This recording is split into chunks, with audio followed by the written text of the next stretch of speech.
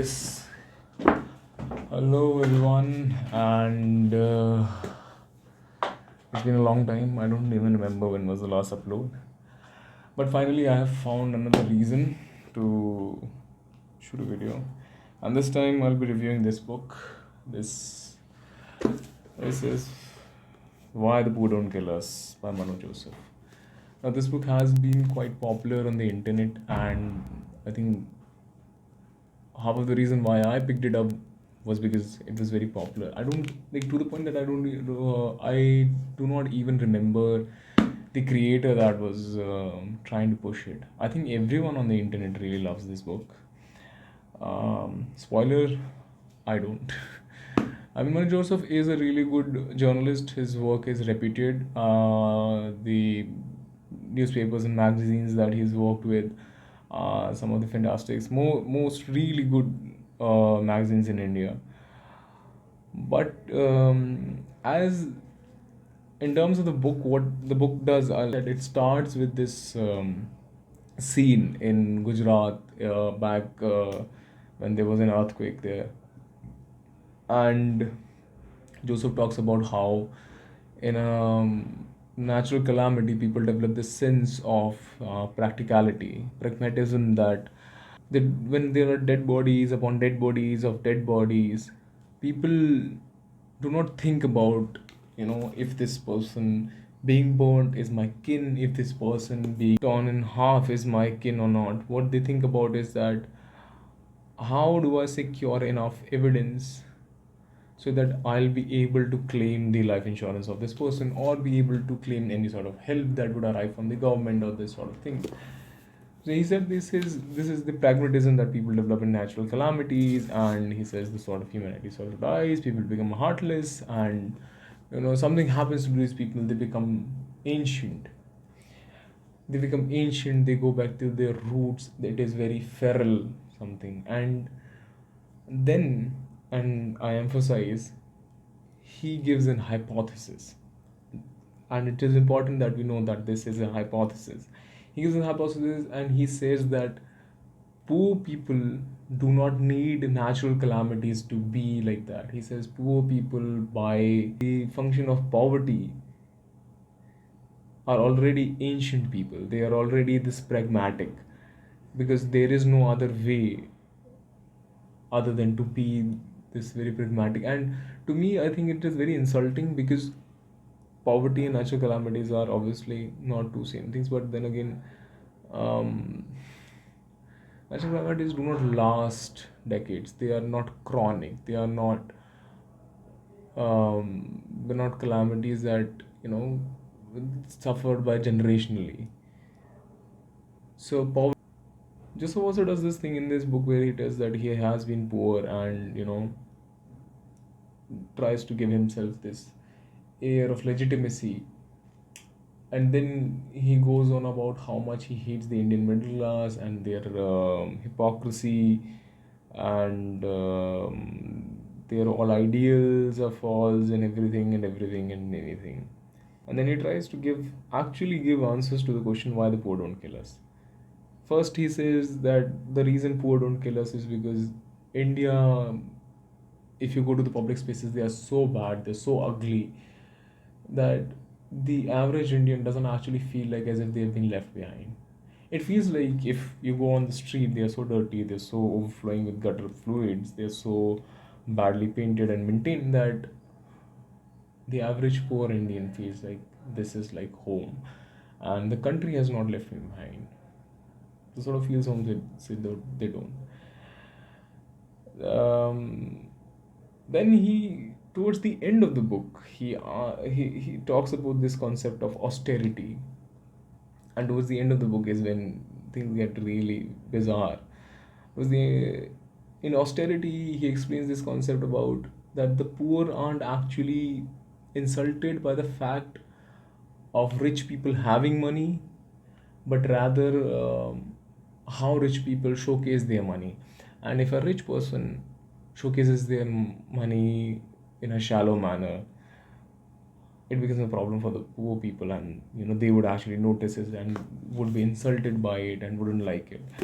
But if the rich person does this thing where they are subtle about it, so as if, they don't, they fly the airplane, but they don't go into the business class, even though they're rich. They don't sit on a throne, they sit on a chair like everyone else. Does it change anything? No. But he says it sort of makes it so that these people are not envied enough or not villainized enough amongst the poor people, and then they can live among these poor people. He gives the example of the gold loaners in, I think, Malayali, no, the Marwadi gold loaners in the south of India for this time, I think. It sort of is hilarious. It's his personal experience that he's sharing, and then he goes on about it. Another idea that he brings in this book is that Joseph doesn't really believe in revolution. As I think, I'm not completely sure. GB Shaw has said that we do not change tyranny, we change the tyrant. In the similar vein, Joseph also says this thing. He says that revolutions do not happen because the very poor or the people who need the revolution somehow they wake up and they start a revolution. That is not what happens. What happens is that new money comes in, these people they become new rich people, and these new rich people, these new politically influential people, they start making life hard for the people who were rich just previously to them, who are just rich or politically influential just a rung below to them, and then this rung is the one that causes the political change. So he says it's the battle of the 1% against the next 1%. So 1% against the 2%. So the social change doesn't really happen. It just, it just goes like this and this and this and this. And that is what he's trying to say. I don't really believe that. It is a very cynical view. This entire book is quite cynical in that manner, to the point that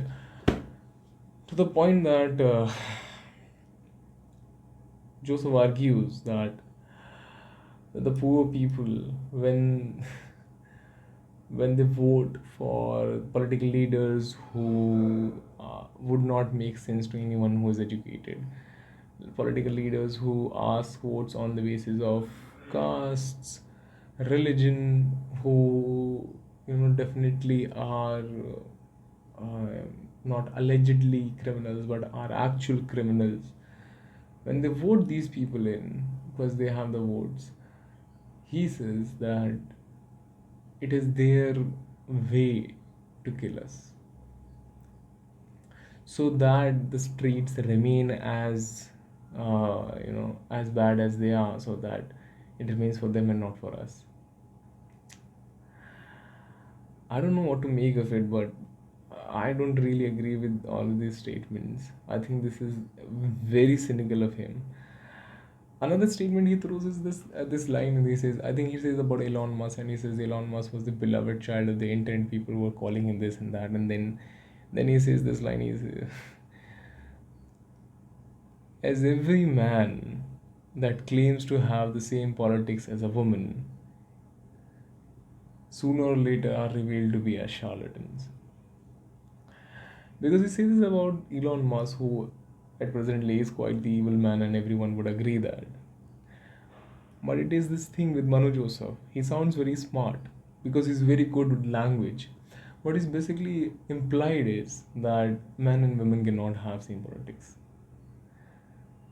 He has done this in this book, in this very sentence, and I don't know why would he do that, but he's done it, and it is these sort of moments that take me out of the book. And if you read this book, there are so many infuriating experts that I cannot tell you. What I found most poignant during COVID was how desperately people wish to live. How you won't guess that from how they eat. I like it. He's funny, but I mean, what to say? They have consistently voted in second rate people for short term gains and to control rival castes and Muslims. In that way, the poor do kill. He's insinuating that the poor people are voting in these leaders with the thought that they want to keep it as if they are. They don't want progress. I don't totally believe it. It is so cynical of a view. And since Joseph is so good with language, it sort of seems as if it comes natural, as a natural conclusion, but it isn't. And you know, he does try to give a lot of reasons for why the poor don't kill us. And I don't agree with a single one of them. I think in the end, the reason why the poor don't kill us is simply because they don't want to. Because, as Frank Herbert said, that it is the pathological personalities that are drawn to power, it is not power that itself that corrupts. I think, in the similar sense, people who have not seeked a lot of power, people have not seeked a lot of money. These people, they don't want to eat us alive. They don't want more. They don't want everything. They don't want a lot. They just want to live peacefully. And murdering the rich is not going to lead them there. It is the benevolence of these people. It is the empathy of these people. It is the kind-heartedness of the poor people. They just don't want to kill them. They just don't want to murder people. They don't want to kill anybody. That's why they're not killing the rich. If the same thing were to happen to the rich, they would kill, murder, and they do.